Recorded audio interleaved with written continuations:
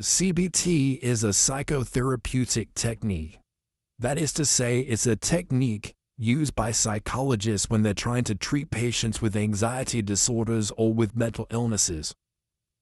It's a framework that has become very popular and is now the preferred method of treatment on the UK's NHS and in many other health institutions. The reason for this is twofold. 1. CBT is much more effective than older methods like psychotherapy and has been demonstrated to work in a number of studies. And 2. CBT is quick, non-invasive, and cost-effective. It can even be used remotely, simply by setting the patient homework to try and attempt on their own. To understand what CBT is, it can be helpful to understand what cognitive psychology and behavioral psychology are individually. Behavioral psychology is an old school of psychology that was big in the 1950s. The central tenet here was that all our behavior and thought processes were learned through repetition, association, and observation. The most famous example of behaviorism in action is the study Pavlov's dogs. Here, Pavlov demonstrated that he could get a dog to salivate when it heard a bell, simply by ringing the bell every time it got fed. Eventually, this classical conditioning taught the dog to associate the bell strongly with the experience of getting fed. Behaviorism attempted to explain every single aspect of our psychology this way. For instance, we learn to walk by learning to associate certain sensations with falling and others with success. And we learn our personality through reward and punishment from others. Phobias and other psychological problems were the result of unhelpful associations forming, and these could be treated by creating new associations. Over time, though, behaviorism began to lose favor as it appeared to oversimplify matters. In a strict behaviorist view of psychology, there's no room for our thought processes or our internal experience. What happens when someone plans out an action? What happens when we imagine something happening? What about intention? Cognitive psychology added this element in and looked at the brain more like a computer with a program running. The program is our thought process, and we use this to decide what to do and how we're going to do it. CBT, meanwhile, elegantly combines both of these approaches into one unified theory. We still learn through association, but this can just as easily occur in our own heads. In other words, if you're convinced that you're going to fall off a height, then you'll keep rehearsing it happening in your mind, and you'll keep thinking to yourself that you're going to fall. And this alone is enough to create the association that might make us afraid of heights. So to treat a phobia, CBT will focus on reconditioning and creating new associations. But it does this both physically and through changes to your internal monologue. So how might this work in practice?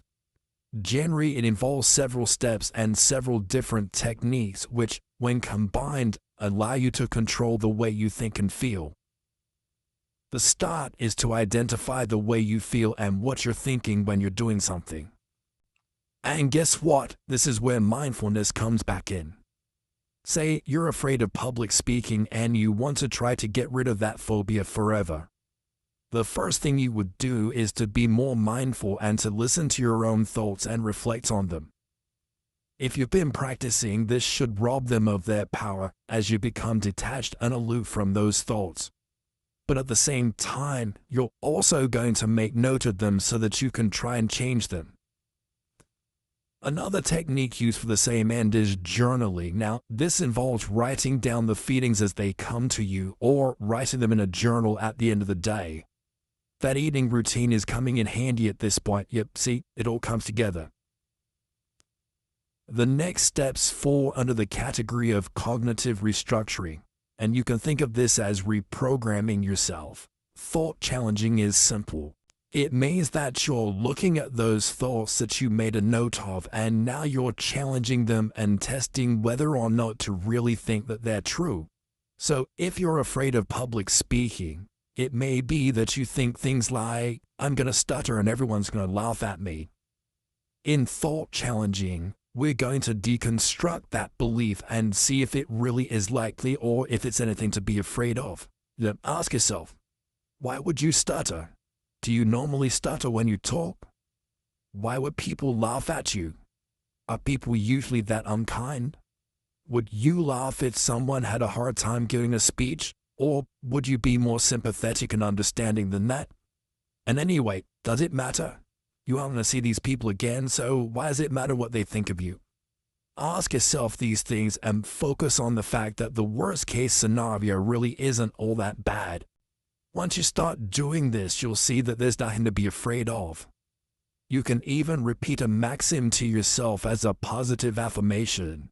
Say something like, it really doesn't matter what these people think of me. It really doesn't matter what these people think of me, say it over and over again. Then there's hypothesis testing. Now, this is one of the most unpleasant and upsetting treatments that are part of CBT, but is also by far one of the most immediately effective. The idea is that you're looking at those fears that you have, and then you're just going to test if they're true. So, in other words, if you're afraid of stuttering when you do public speaking, you're now going to go up on that stage, and you're not going to say anything. You might purposefully stutter. You might say the most awkward thing that comes to your mind. You're testing the theory that people will laugh. And guess what? 9 out of 10 times you'll find that your imagination was worse than the reality.